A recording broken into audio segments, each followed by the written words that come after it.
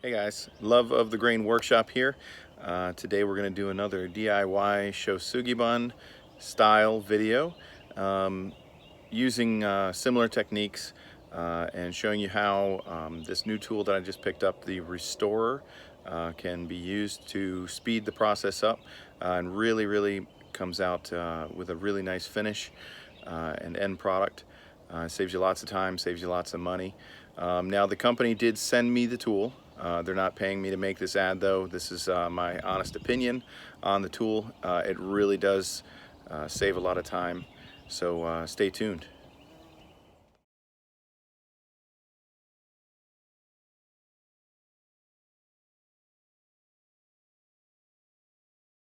So for today's video, we're going to be doing the technique on some southern yellow pine. It's just standard finish boards that you can pick up at your local hardware store, wood lumber company. These I got from a local professional builder supply. Try to find a dedicated wood company if you can. Their quality is going to be a little bit better than, say, your big box stores, which might have some more bows, splits, a lot of knots and things like that. While some knots are nice for character, if you get too many knots, or if the knots are loose or something like that, they're going to pop out, they're going to fall, they're going to crack, things like that. So try to get the wood without any knots. Now, traditional Shou is charred cedar or burnt cedar or cypress from Japan. I use a lot of southern yellow pine because you can get these beautiful finishes with great texture, character, and a lot of different color. And what we're going to show you is that tool, the Restorer, has a few different brushes that I use for it. This is the heavy, this is the middle grade, and then this is the really fine grade. So you can get different styles, different techniques, a little bit different look in each one. But I'm going to show you how to achieve this look for siding, for look in your house, maybe on an accent wall, fencing, things like that. So the steps you're going to need and the tools you're going to need to make this piece of yellow pine, southern yellow pine, into one of the most beautiful planks you can put up on your wall, use as siding, or put in your garden or around your fence. First, you need a torch. Two different kinds. You can use a plumber's torch, like this Bernzomatic TS8000, which has a nice adjustable knob for the flow, using MAP gas tank. Or what you really need for doing large planks is a garden torch that hooks up with a 3 or 4 foot hose straight to a propane tank, like on your grill. It has usually an electric igniter, a gas flow valve, and then the handle to adjust the pressure and really get it flowing. You will need some water-based polyurethane, like this Minwax polyacrylic, or from another brand. You'll need a bottle of spray, a pump sprayer, or possibly a garden hose if you don't have either one of those. I would highly recommend getting the Restorer. I'll post it in the link. It's a fantastic tool that will save you hours of time and a lot of elbow grease when it comes to scrubbing the Shou and scrubbing the wood. You will need 2 of the brushes, or one of the 2 brushes. If you want a smoother finish, you'll use the nylon 80 grit brush for the Restorer. If you want a rustic, more scrubbed look, you're going to use the steel wire brush in the Restorer. To apply your finish and save a lot of time, I recommend the HomeRite Finish Max Super. Excellent sprayer that you can spray that polyurethane in. And this is how you're going to do it. First off, we are going to char this wood very heavily. This is a wide plank. It's a 11-inch plank. I would recommend doing 8-inch planks. The wider the planks they are, the more likely they are to cup.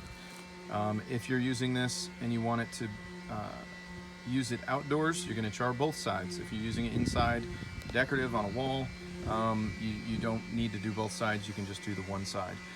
For this video purposes, I'm using a smaller plank, obviously not a full-length board, so I'm going to use the small hand torch rather than the large torch.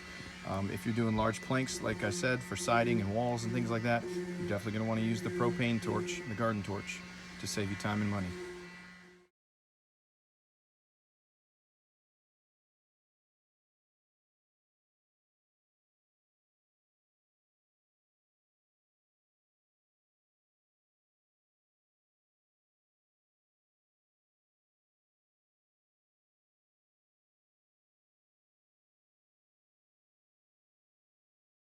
You want to char this until the whole surface crackles. Now you're going to see some areas on southern yellow pine that don't want to crackle very easily or don't crackle at all.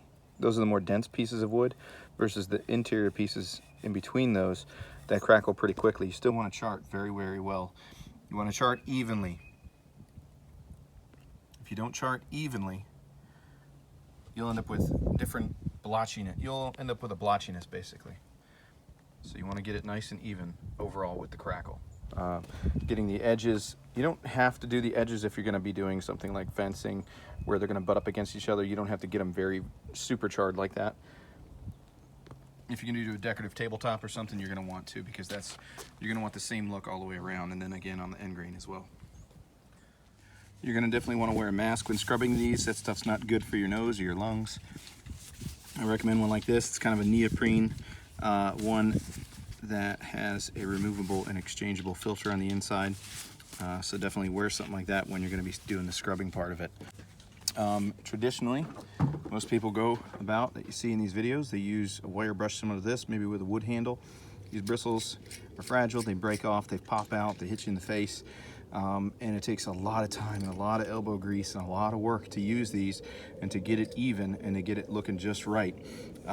I hate using this, especially if you're doing a large project like a wall or a fence or something. I highly recommend the Restore. I want to do a smoother finish, I think, so I'm going to try using the vinyl brush with an 80 grit to see how that comes out first. Definitely use two hands when holding on to it. Make even long strokes with the grain, not against the grain.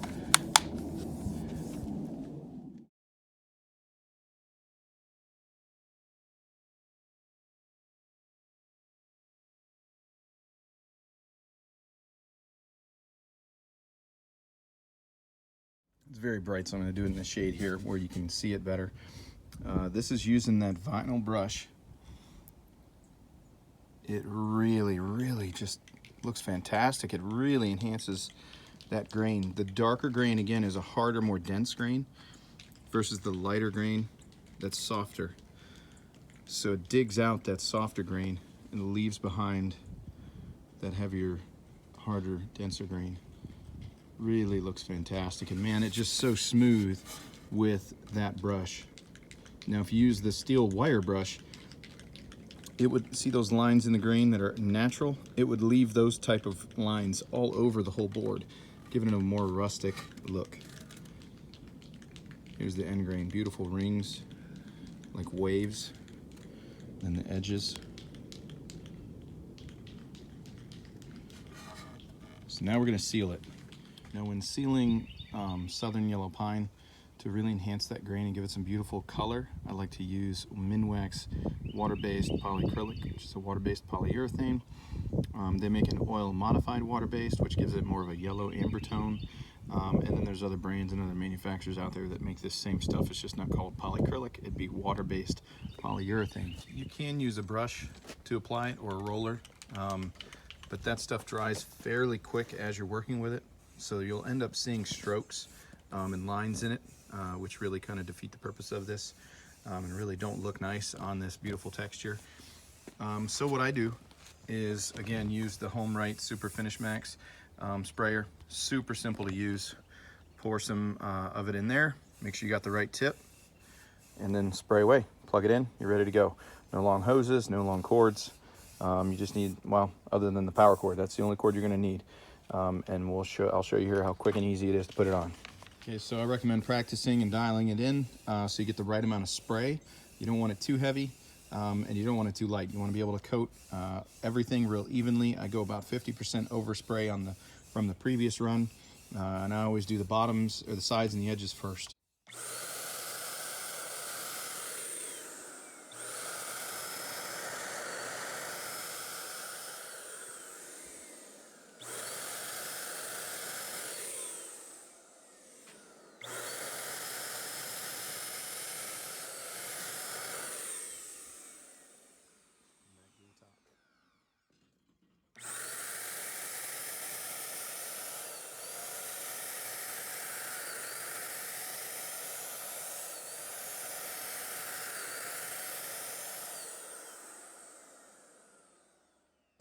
And that's how quick it is spraying it. Now it's very glossy right now. I use a satin, so it builds up a little bit of a sheen, but I don't want it glossy. But you can see how even that was and clean. So I'm gonna let that dry for a few minutes, 10 or 15 minutes, and then come back and apply a second coat. Okay, so we've got 2 nice coats on there. We're gonna do 1 final coat. Typically what you would do is you would wait 24 hours before you do your final coat, let this fully cure really well, and then come back and soften it, because as you spray this on, it raises some of the wood grains, so it gets a little bit rough. You use quadruple 0 steel wool, so steel wool that has 4 zeros on it is the grit. I mean, it feels soft, you know, it's not sharp or anything like that. You can scrub this and it's not gonna leave any marks. You're gonna wanna scrub with the grain of the wood to do that, okay? So you're gonna do that and then dust it off or blow it off really, really well before you do your final coat. Okay, so for comparison, I grabbed another board and I charred it the same.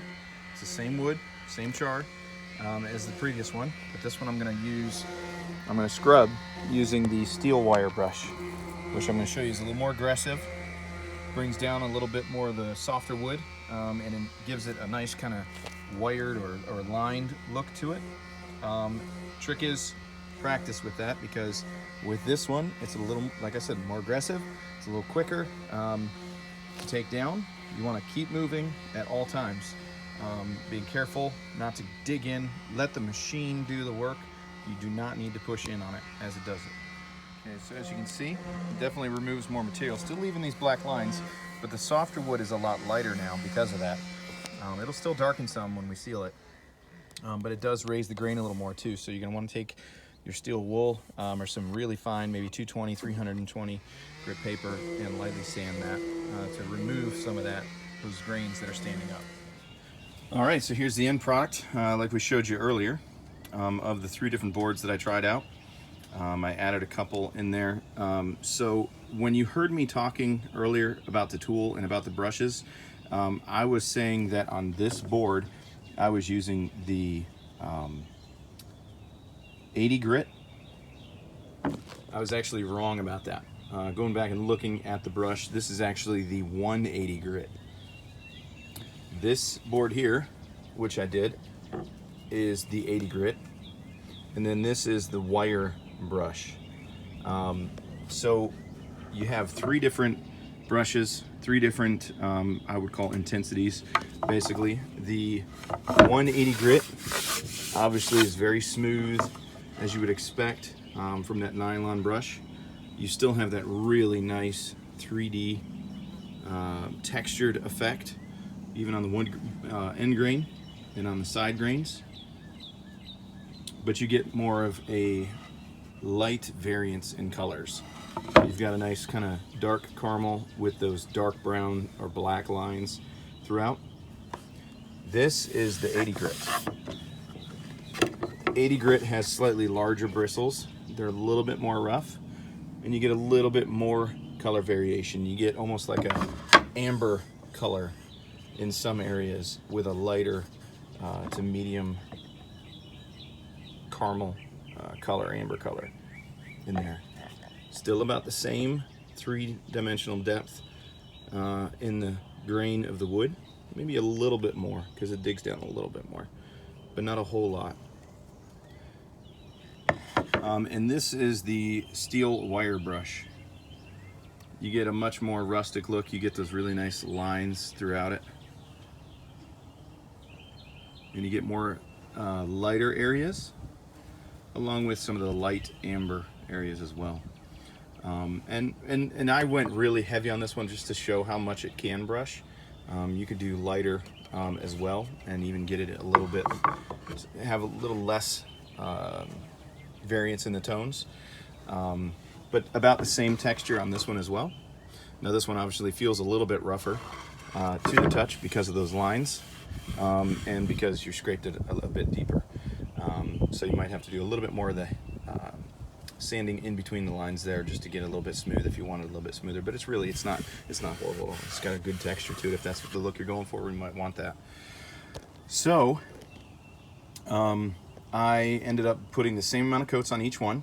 Once again, I put 2 coats back to back, about 25-30 minutes apart. making sure that it was dry in between.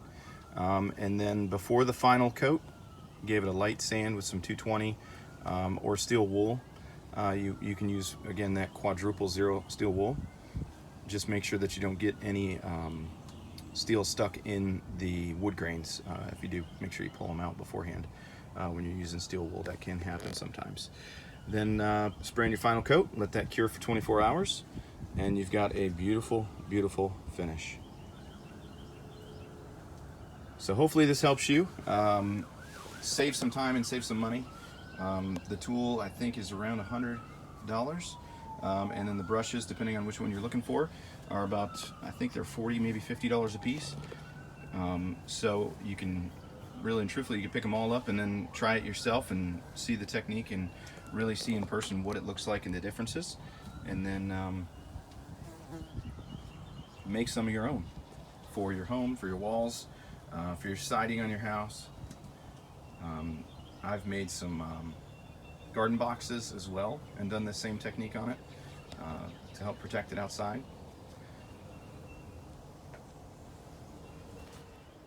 So once again, guys, thank you so much for watching. Thank you for liking, for subscribing, for commenting. If you have any questions, concerns, go ahead and shoot me a comment. I'll try to get back to them as soon as I can.